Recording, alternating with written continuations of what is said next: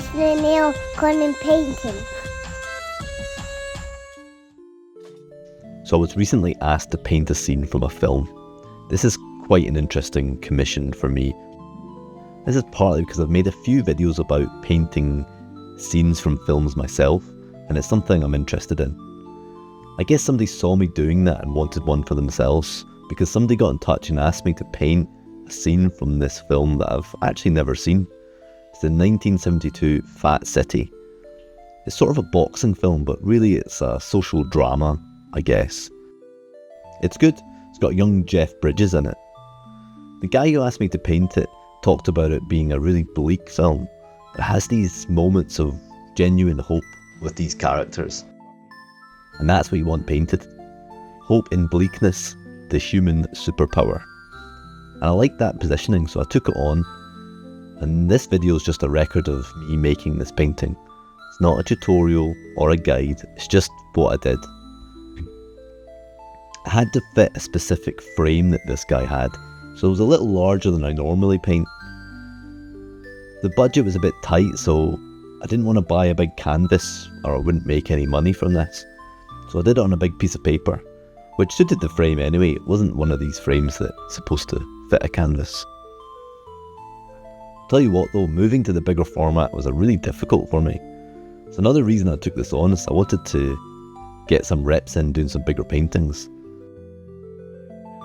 The studio space doesn't really suit big paintings though. You really need to be able to stand back, and you need to be more disciplined about that.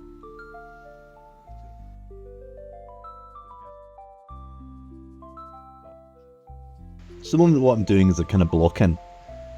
I started with a really loose pencil drawing, which I then redrew in transparent Oxide Red. See previous video, of course.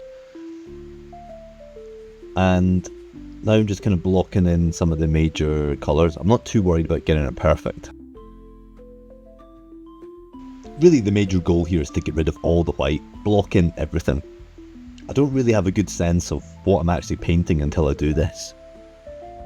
You know, I'm not the type of person to plan everything out. I like to discover things along the way. That's part of it for me. And as you'll see later on in this video, that does have some problems sometimes. When you don't know exactly what's going to happen, things don't go to plan.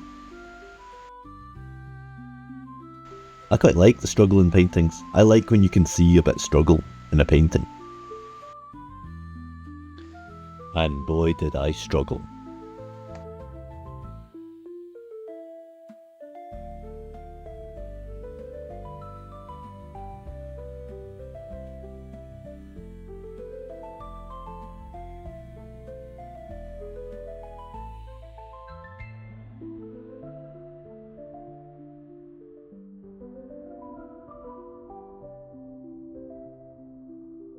So at this point I was reaching the stage where I had everything blocked in and I was feeling pretty good about this painting session, and so I finished for the day.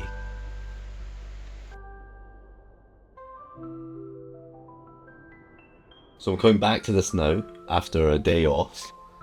This was done in a day, maybe not the whole day, a bit of the day, and it's kind of just a block in. So now I'm coming at it again for the next layer. It's kind of largely dry. I used a lot of solvent in this layer. That's all evaporated. So we're left with a kind of thin layer blocking. I'm quite happy with it in many ways, but there's some things I got wrong. So I thought I would spend a little 2 minutes just saying what I think is working, what's not working. So here's the reference. I can definitely see some areas, some things that I like, and some things that I don't like. Remember, I'm not trying to make a exact photocopy of the reference. I'm making a painting. It's a translation, and as with all translations, things change. There's adaptation to it. First of all, there's chroma that's off. That's okay, that's normal. But certainly, like his red t-shirt, although quite powerful in the middle of the composition, it's a lot less chromatic. It's more kind of maroon in the reference, and has a slightly different shape. He's a bit tighter in the waist. But these are things I can fix in this next layer. I might still push the red a little bit, because it is this kind of powerful thing in the middle of the composition. Another thing that's a little bit off is clearly the sky. Right, I've got this kind of blue in here that I was using my really light radiant turquoise to do. But in reality, you know, it's a kind of hazy blue yellow, but it's much lighter than this. This is all kind of feeling largely alright because it has this yellowy, ochre, yellow oxide tone to it. So this needs to be more yellow. This needs to be more blue yellow, and this all needs to kind of lighten up. So still quite a bit to do, but that's the things that I think are that's my analysis. That's my midway analysis. But that's the point. That's the point of doing these block-ins. Like I said before, some people can just render out an area and just work from there.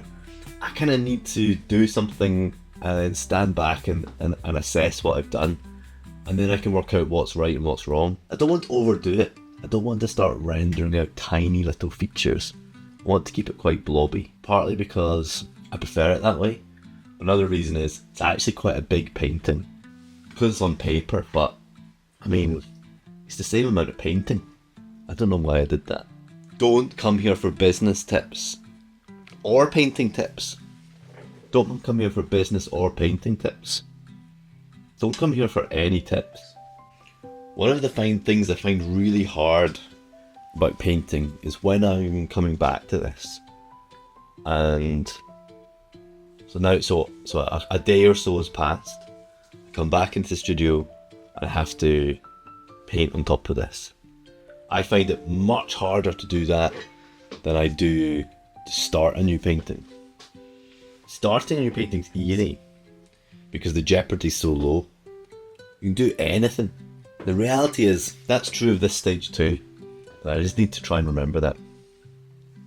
So, no fear, no fear. Dark to light, let's do it. I'm just going to start where I started before. I'm going to do a bit of work on his t-shirt. So, here we go. Just find the blobs, Neil.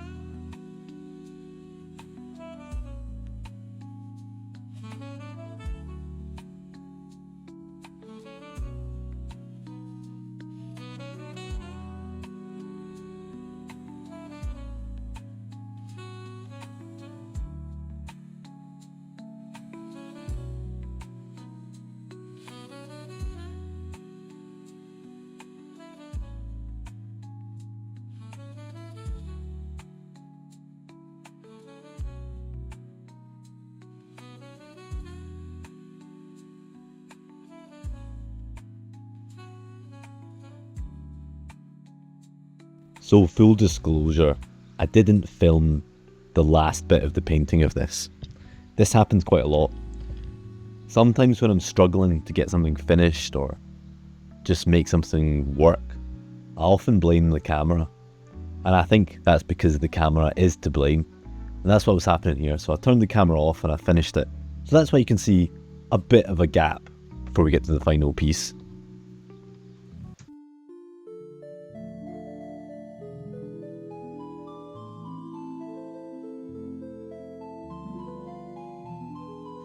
So that's it, that's where I got to, that's where it landed. Maybe it's not my best, certainly not my worst. I enjoyed the big painting and I'm fairly pleased with how it came out. And that's it cropped to roughly how it'll look in the frame. Most importantly, the guy who wanted it painted was happy with it. Sometimes painting's about doing your own thing, but sometimes it's about doing something for someone else. And I'm totally happy with that. So if he's happy, I'm happy. Now I can move on to the next one.